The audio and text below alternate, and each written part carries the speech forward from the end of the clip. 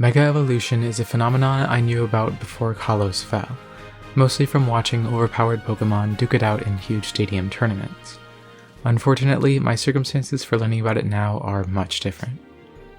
Vanderbilt Town was raided by 4 very strong trainers, and there wasn't much any of even our strongest guards were able to do about it.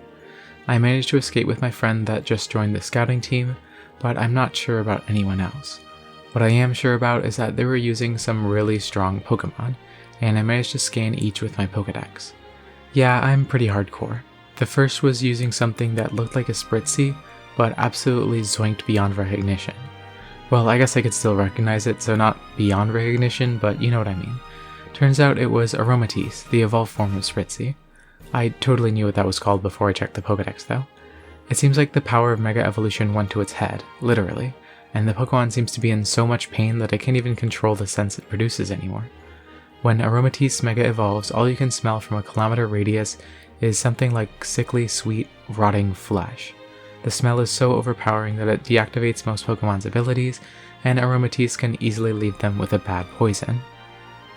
Mega Aromatisse is a fairy poison type Pokemon with the ability Neutralizing Gas. Its special attack is incredibly high. I saw it summon thunder from clear skies right on my house to blow it to scraps. I hope that Torchic is okay. When I scanned it, it looked at me like I was as meaningful as a grain of sand. Its eyes felt like they were piercing through my soul, though that might have been the smell. As strong as this Pokemon is, it's not entirely unbeatable. It's really slow, and while it's got good HP, its defense isn't high enough to support it. Even a strong special attack might be able to knock Aromatisse out before it can attack. If someone had a Pokemon strong enough to smack it with a good Earthquake, Iron Head, Psyshock, or something like that, they'd make short work of Aromatisse. All in all, it wouldn't be too difficult to beat on a powerful, well-built team. The second trainer had a souped-up Heliolisk that was pretty obviously its Mega Evolved form. With its solar power working overtime, it pulverizes steel and wood alike with its Hyper Beam. Seems like harsh sunlight turns its normal-type moves fire, and powers them up more than usual. It doesn't seem to mind the occasional rain either, since that allows its thunder to always land on its target. Other than upsizing its frills, Mega Evolution also overgrew some of its other skin cells, causing discomfort at best and debilitating pain at worst. Because of this, it's slower than it was before Mega Evolving, but even more powerful. Mega Heliolisk is an electric fire-type Pokemon with the ability Thermal Generator. Fire-type moves against it turn Heliolisk's next normal-type move Fire and increases its damage. The Fire-type attacks against it don't do any less damage, though harsh sunlight will have a similar effect for as long as the light lasts, with no damage cost. Its special attack is absolutely gigantic, though its lower speed and awful bulk might give it a harder time against stronger Pokemon than Aromatisse.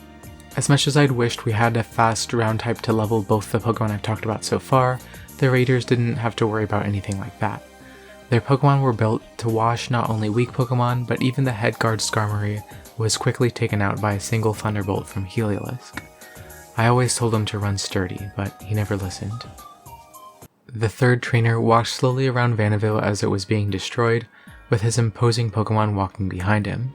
I would have assumed he was the leader if not for the fourth trainer screaming, "I am the leader," while she used her Pokemon to destroy more than the first two combined. She said something like that anyway, I don't remember. Anyway, I had absolutely no idea what the Pokemon behind this guy was. The Pokedex said Banshukai, which didn't ring any bells, but apparently it's the evolved form of Bayonet. I've never seen that Pokemon before, but I remember reading about it. Banshukai was different though.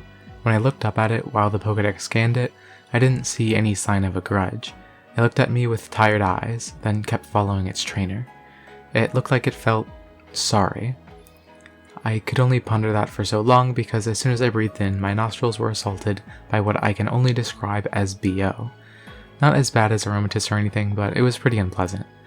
Luckily for me, it faded pretty quickly as Banshukai walked away. Mega Banshukai is a ghost fighting type Pokemon with the ability Adaptability. With that and its ungodly stats, this Pokemon seems nigh unbeatable without some sort of deity. If Arceus is real, they did a terrible job of balancing. Why do the bad guys always have so much power? And why do the already high special attack stats on these Pokemon only soar higher? If there was a way to beat it, it'd be with something faster. It's got all that armor, but low defenses still. What is that armor anyway? It seems like Mega Evolution changed its armor more than the Pokemon itself. Is the armor its skin? Maybe some sort of exoskeleton? Whatever it is, that's Banshukai's weak point. Even with all that on, it moves with ghostly speed, which is to say, it's fast. Maybe something like Alakazam could beat it, but you'd have to watch out for a surprise Shadow Sneak. It's not too crazy considering its physical attack stat is still really high. Maybe someday when my friend's Froakie is a Greninja, we can come here and beat up these losers. The fourth trainer was the one who called herself the leader. Honestly, I still think the third guy was the real leader. Anyway, this girl ran around with a wild-looking Lucario. She sounded familiar, like I've seen her on TV or something. While I could tell her Pokemon was a Lucario, it wasn't like one I've ever seen before. It looked like if you described Mega Lucario to an edgy teenager in 2013, and they drew what they heard but with wacky flames around it. Is Arceus an edgy teenager? That would explain so much.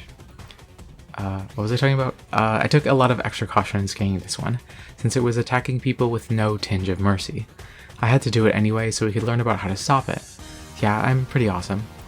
I say as I think about how I watched people get perforated by a weird dog man and its trainer. I don't want to think about this anymore. Mega Lucario is a fighting ice-type Pokemon with the ability Adaptability. Yeah, it's like Banshukai but stronger and faster. Again, Arceus needs to sit down and think about what they've done. I don't have too much to say about how to beat this one. 134 is a lot harder to outspeed than 107, and it learns extreme speed, though at least that's not powered by adaptability or anything.